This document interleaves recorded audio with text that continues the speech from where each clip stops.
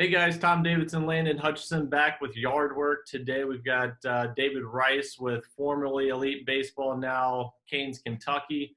David, thanks for jumping on with us this morning. Can you kind of give us a rundown of how you guys got to where you're at, maybe what the transition, why you guys had the transition from Elite to Canes, Kentucky, and we'll go from there. Yeah, so we started Elite in 2011. We were Elite Baseball Club till obviously this summer.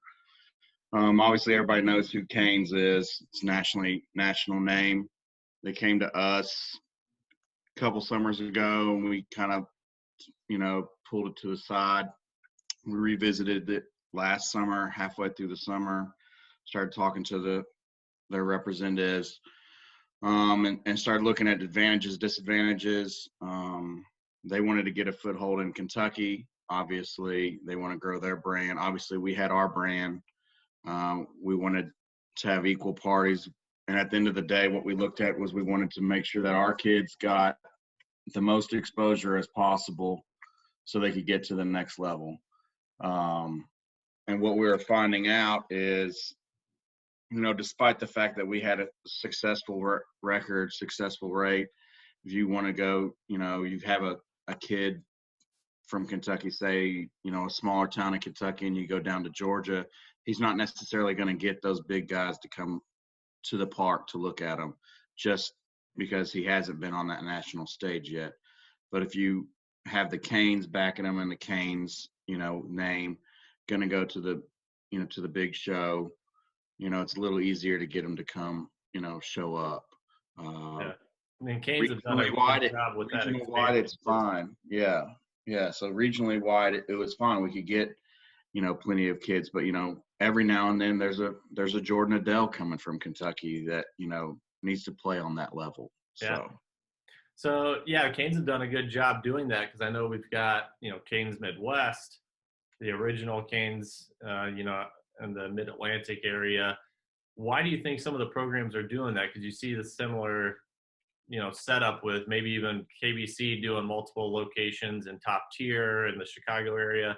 Why do you think that's become such a hot way of doing these events? I think it when because you're driving. Obviously KBC does the KBC West for the Louisville area. It's easier to have a location in that area where kids from that area can go play under the umbrella and still have the same name. Versus Canes, Kentucky, we don't have to drive to Virginia or North Carolina to practice as Canes. We can have a centralized location and practice within Kentucky. KBC West, they can do KBC West out of Louisville and KBC out of Central Kentucky and so forth. I think as it grows and it gets more and more like that, I think travel ball, that's where it's headed in that direction, is these bigger programs are going to have subsidiaries in in these smaller cities where they can get 4, 5, 6, 7 teams that are talented enough.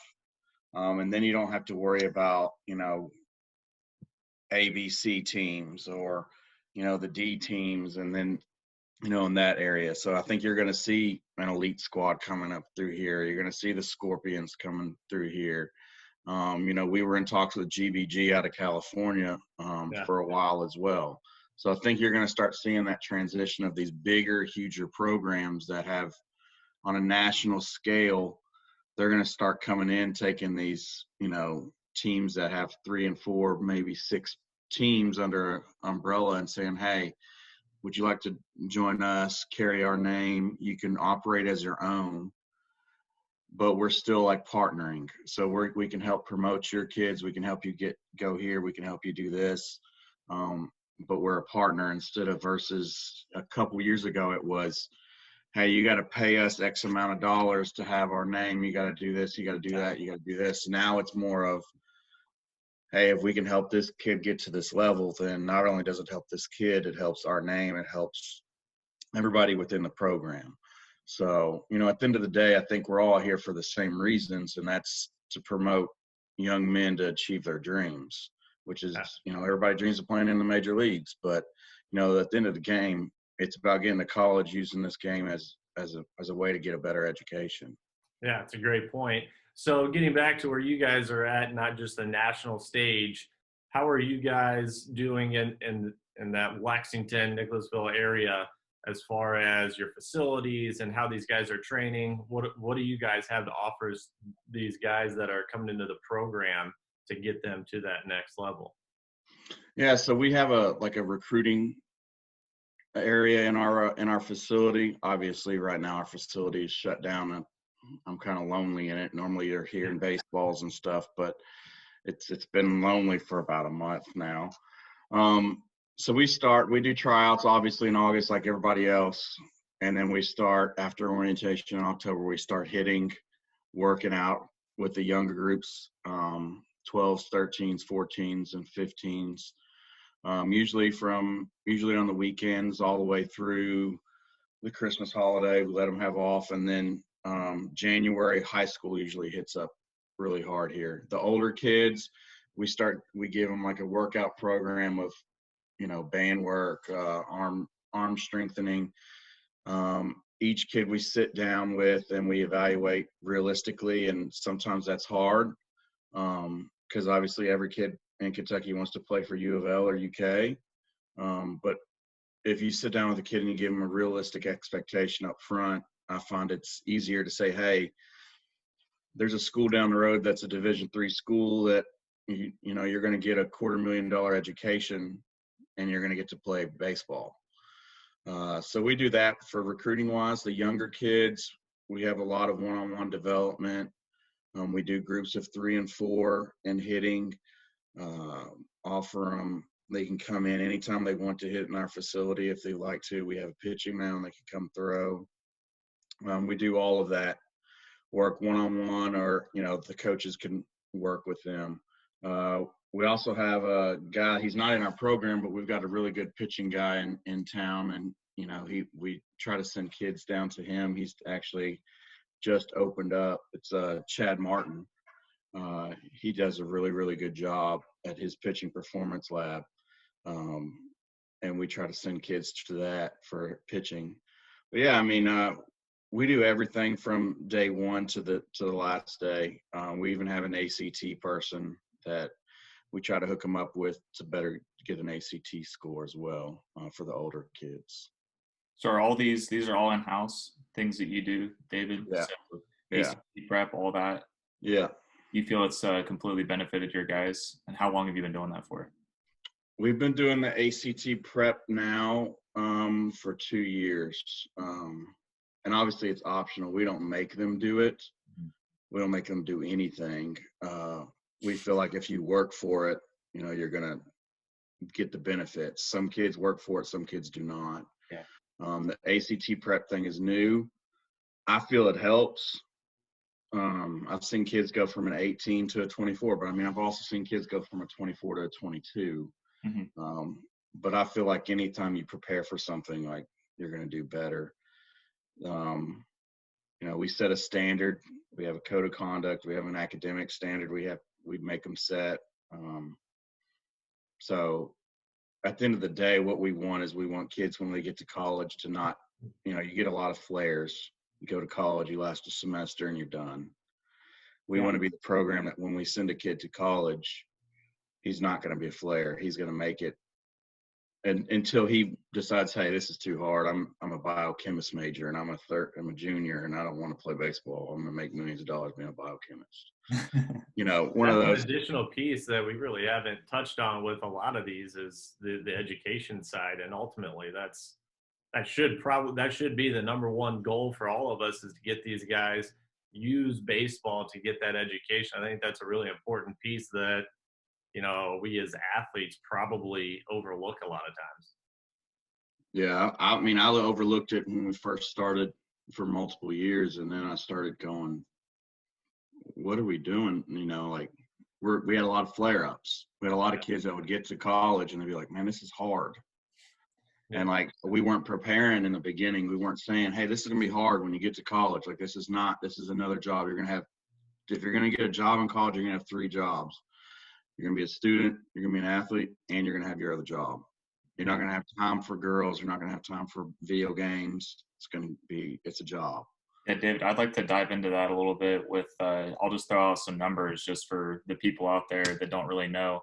So just scholarship wise alone, Division One, it's 11.7, NAI is 12, JUCO's 24 if they're fully funded, depending on those situations. Fully funded D2 is 9. So there's not very many scholarships with the roster sizes they have. So they have to go to the GPAs and the ACT scores. Yeah. And, if a kid doesn't have a 25 ACT score, he's not really getting any money. No. So they don't understand that, and they need at least a 3.5 GPA. So one of those things got to happen, and it's got to start. You can't have a bad year in high school because you're not going to get those. And if you're that kid with really good scores and grades and you can get full academic money, I mean, that's a free scholarship for a baseball and athletic program that, I mean, Yep. if you're a D2 coach and you can get a kid that's a really good player, maybe slightly below the guy that you want, but he's got a full academic situation, I mean, a college coach is going to eat that up immediately. Yeah, and that's what I tell them is, I start 13U, we kind of like in orientation, we're real nice, we're hands off, this is fun. And we tell them like, hey, we're gonna have a great time this summer. 14U, they're 8th graders, a lot of them. So we start saying, hey, let's start kicking it in gear. Let's get serious about school. 15U, we have the serious talk of like, and we do our orientation in October. And I usually say, hey, you've had 6 weeks, how's high school? And, it's the same old story. Yeah. So then I say, hey, here's the difference between a kid getting a 4.0 and a 3.0 money-wise in college, just straight up. And the parents are like, their jaw drops.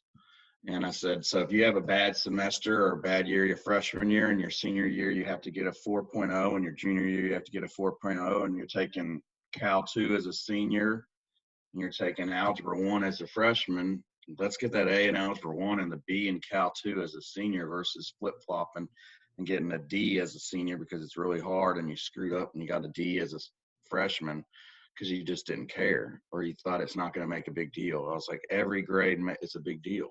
That's the exact route that I went. When I was a freshman in high school, I started off with a 4.0. And then, as you got more focused and concentrating on sports and the other stuff going on in high school, I went from a 4.0 to a 3.8 and then a 3.6.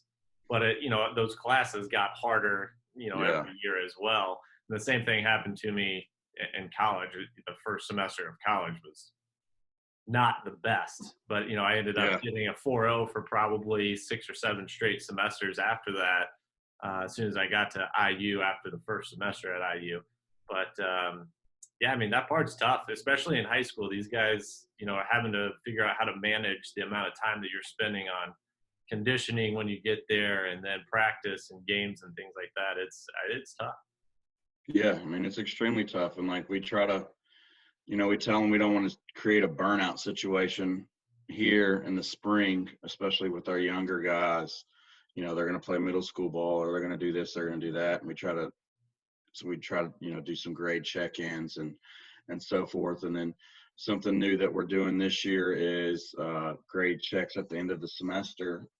So at the end of this year, all the kids have to basically tell us, we do it on the honor system. We say, hey, what did you have? What was your GPA? And then we put it in their little file. So we kind of know by the time they're a senior, we can say when that college, when we give it to the coach. So when the college coach comes up and says, hey, what type of student is he? We don't have to just be like, yeah, he's okay student. We can rattle off, hey, he's got X, X, and X. He's got an ACT score of this. And we try to put it on the roster so it makes it a little easier. So when you're going to a tournament that you've got 18, 19 kids on a roster, you don't have to memorize everything. Because the very first thing a coach usually asks is, we already know what type of player he is. We've already done that research. I mean, that's easy, with all the showcases and with all the information that's out there and, everything else. But it's harder to find out what type of kid he is, what type of family he's got, and, what type of academics he has. When it's right there in front of you, you can say, here's his GPA, here's his ACT score. And what I always tell them is colleges don't care about your success on the field. They want to see how you fail. They want to see what type of person you are when you're 0 for 4. If you're 0 for 4, you're going to be the kid that's going to cheer on, or you're going to be the kid that's going to sit on the bench and pout. Yeah, I think Coach Owens from Bellarmine said that exact same thing the other day in our interview with him was, look, I want to see these guys fail. I don't want to see them fail a lot, but I want to see what his reaction is when he fails. Is he the guy that's going to, pump his teammate up, give them something to do, or is he that guy that's going to go in the dugout and throw some stuff around?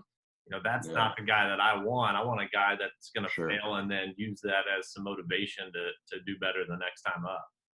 Yeah, that's for sure. For sure. So jumping back to your facility, when the facility is running, give us some rundown on maybe some of the instructors there, even yourself, the background of some of those guys. Well, I got myself, obviously, I played at Transylvania. I've been in the baseball thing since early 2000s. Started elite in 2011. Wes Caldwell, he played at Middle Tennessee State. He does some work with kids. We have Eddie Brooks, who's at Frederick Douglass. Obviously, he played at UK and played with the Pirates in the minor leagues. We have Michael Morton, who's a coach at Bryan Station. We've got Colin Probst, who played at Thomas More. Trying to think. Lucas Williams, whose brother actually is Max, played for me. He just committed to EKU. Dion Shelby, obviously everybody knows his uncle and all his cousins. Jaron, Javon, they all played at UK. All of them got drafted, so there's some pretty good bloodlines right there. Javon Shelby is actually coaching with Dion this summer. These are all guys that are in-house, maybe doing instruction, and then there are they're all coaching. So what we do is we offer them out. That sounds bad, but we offer their numbers and things out for the parents to call. Obviously, sometimes they call, sometimes they don't.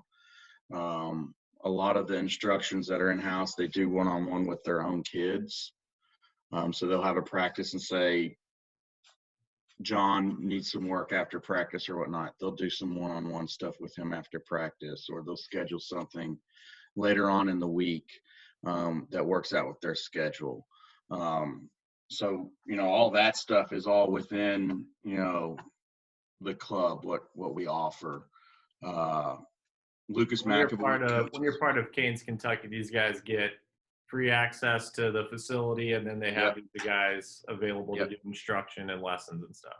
Yeah, and then we do some camps and things like that. Lucas McAvoy coaches 12U.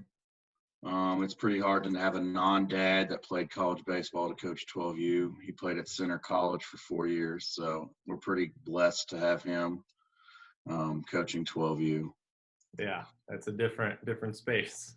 Yeah, it is a different space, and he loves it too. So he says he can go out and be a kid again and just goof off with the 12-year-olds. So it's true.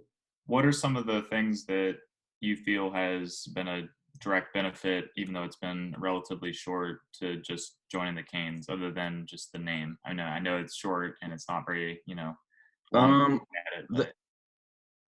they've given us some guidance and some ideas. They do. When I was talking to Dan, who's head of the Canes, the other day, he made the offer that maybe we set up profiles online. So when you go to our website, it's in the process currently. You can click on a player and you can pull up that specific player and pull up his PBR profile, his perfect game player profile, all that jazz that's out there, any profile he has. Plus, we put our own information in there, his ACT, his accomplishments, and so forth. And there's some cool things you can find out about kids, like we say, like, what was your favorite moment? Who's your favorite baseball player? So that was a really cool idea that they had.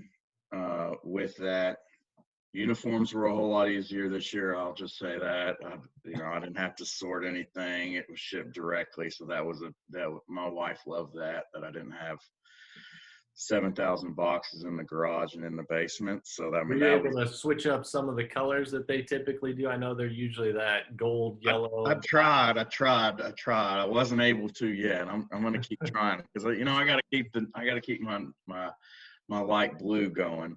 But, you know, I tried, you know, I'm still working on that. Yeah. That'd be nice for them to do. You know, you want to keep that look and image that they've got because it's a great look. But if you can mix in, you know, some Kentucky color or some Louisville color, something like that. Yeah. That'd That's be what I great. told him. I was like, can we mix like a blue in there or something of that nature? And, you know, first year they were like, no. So I'll probably get it next year. Make the numbers blue. That's it. And then that way you know what region they're from. Yeah, that would be a cool idea. That's a good idea. Yeah. What other things within your facility? So I know that the Canes, I listened to, I believe he spoke at the ABCA a couple years ago and just talked about their process of kind of things that they do. And they do a lot of things in-house. I believe they take like a strength and conditioning guy with them and things like that. Now, I know that takes a lot of work, but what are your plans or goals here for the near future to do with your program? So my goal is to have, obviously, my goal is to have each team their own trainer, sports trainer. They don't necessarily, they could be a student. We have a University of Kentucky that does, obviously, we've got people that need internships and so forth. Mm-hmm. So I know my wife actually works at UK Hospital, so I was going to get with her after this whole jazz calms down and get some names. Not for this summer, but for, you know, next summer, try to set it up where each team has their own trainer that goes with them. And that can classify as their internship because they're all looking for internships and reach out programs and stuff to do. So I thought it would be cool for every single team to have their own sports trainer. We can have somebody overseeing it that is their actual trainer. That's like, you know, like that's their teacher. We actually have UK football players that work in our facility right now as a outreach program for them for a school. So I thought, you know, why not each team have their own trainer? Be one step. Another step is, you know, what we would like to do is, you know, vans where kids actually travel all together to tournaments. It'll create the teamwork atmosphere a little bit faster. Versus You're gonna try to compete with Canes Midwest up here because I know Jay got that bus. I was like, "Where's my bus?" he unloaded a bus with the exterior. Of that thing's amazing. The interior looks, I mean, completely. Yeah, he sent me pictures, and he sent me pictures, and I was like, "That's ridiculous, Jay." Yeah, that'd be nice. That'd be nice to have a big bus like that. Maybe in the future I'll have a bus. But, you know, my thought was, you know, maybe we could rent vans. Especially for, you know, traveling, you know, to Indianapolis, to, you know, Eastern Kentucky, to Western Kentucky, to, you know, West Virginia, Cincinnati area. And instead of, you know, parents, you know, we put 4 kids in a room together. Currently we do the parental, you know, block, and they stay with their parents. But I think it would be cool. Yeah, your parents can come, but you're going to stay with these 4. You know, it would be a block of 4 rooms for 16 kids. You know, we put that into the budget, and that's included. And then what that advantage does is then if a parent can't make it, you know, they've got a ride. Coaches are responsible, and so forth. It teaches a responsibility to the players, especially the older ones. You know, hey, we have a 9 a.m. game. I've got to get to bed. I can't be up till like 1 or 2 in the morning. Yeah. I mean, you're also in kind of a hot spot area in that Lexington, even that region with travel teams right now. I know it's not like Cincinnati where there's 40 different programs. There's a handful of you guys, but there's a ton of teams between you group. Have you seen kind of a shift with that Canes name on the sleeve now where some of these players may be transferring around from program to program, or no? We've started to see some type of shift. This spring, we've had some more phone calls. We're expecting, you know, that's the other thing is we wanted to see, you know, a shift in that as well to get, you know, not necessarily get maybe more players, to get more of the, the upper echelon quality players.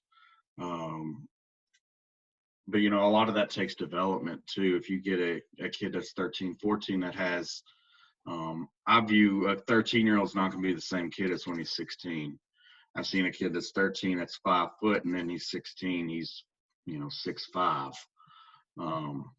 So there's a huge difference there. But we've started to see some of a trend, but there's so many little groups in this area right now. Like, it's like everybody's popping up and creating something right now. So it's kind of like a handful of bigger, more well-known names with you guys and KBC, and I know Commonwealth well, and some of those guys. But, when you go to Cincinnati or even Indianapolis, there's 60 of them, and almost all of them have multiple teams and multiple age groups. But it's interesting to see how that continues to grow. We talked about this the other day, and is it a bad thing if you've got 6 13-year-old teams, 6 14-year-old teams, 6 15-year-old teams? If you've got one of the better instructional facilities or the best pitching instructor on your staff, is it really a bad thing to have more teams that have that access to that person? Or, is it better to have 40 different brands of teams out there? I think if you're not putting out a bad product on the field, because the last thing you want to do is you want to put a 13 for any team. You don't want to put a team out there that's getting spanked 20-0 every single game. That's a bad product. That's not fair to the parents. That's not fair to the club. That's not fair to the kids. That's not being upfront. That's not being honest. That's not, doing the right thing by the kids. I think every kid has a spot somewhere, somehow, whether that's rec ball, whether that's travel ball. Not every kid's going to play college baseball. That's just the truth. Not every kid wants to play college baseball. I don't think it's a problem if you have 6 13U teams and all 6 are competing. Right. If you have 6 13U teams and 4 of the 6 are competing, then the other 2 probably you shouldn't have kept, or you should adjust their schedule to somewhere they can compete. How difficult is that to translate to parents that, I know you want to go to the University of Louisville tournament at 15U with Pastime, but I don't know that it's the best fit for you guys.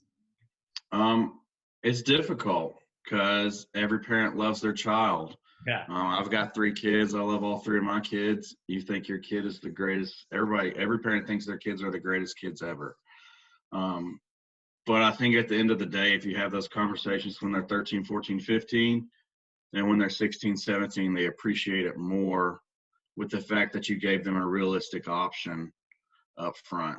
Hey, guys, I don't think it's the best idea for you to go up there to 15U in Louisville and play some really stiff competition, just giving you fair warning. If you want to do it, we can go ahead and do it. But expectation is this. Expect this to happen.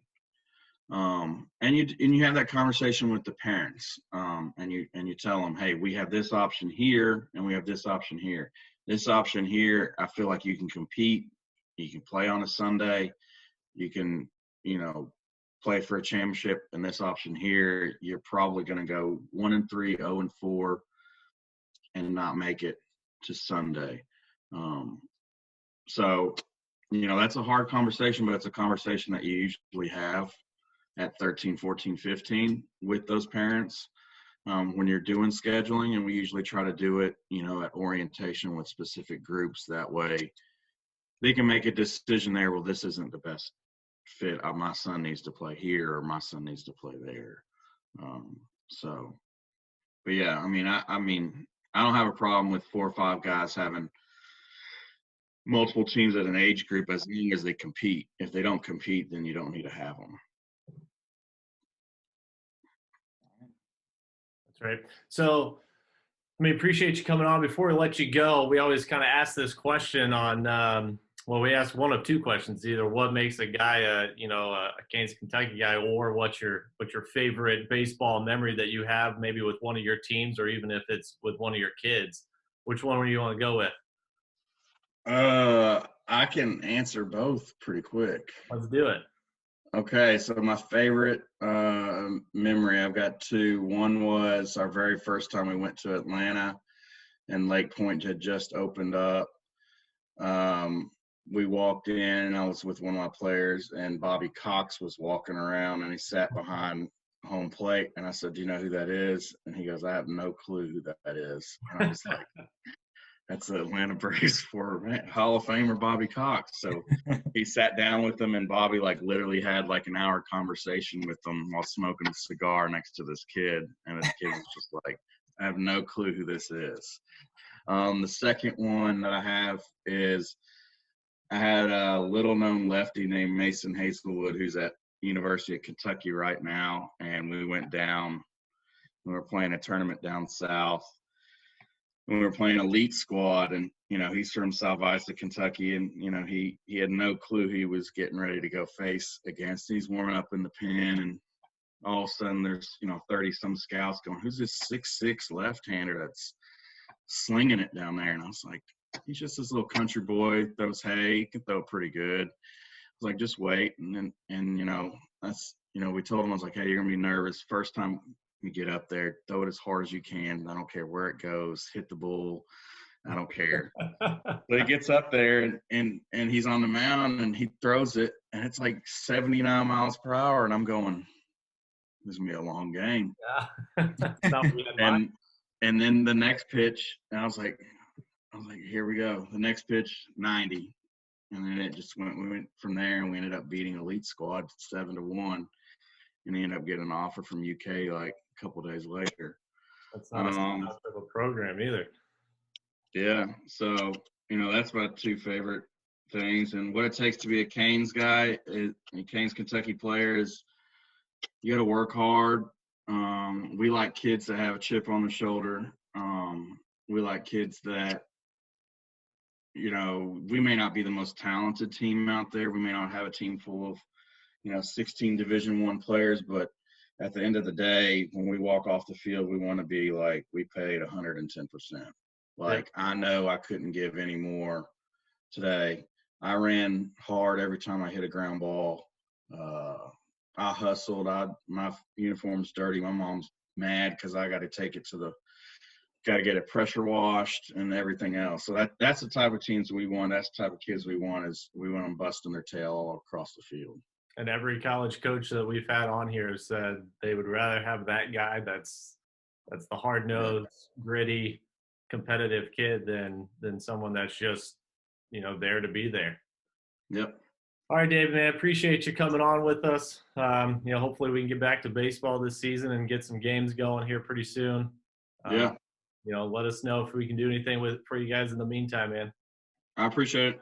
All right, have a good one.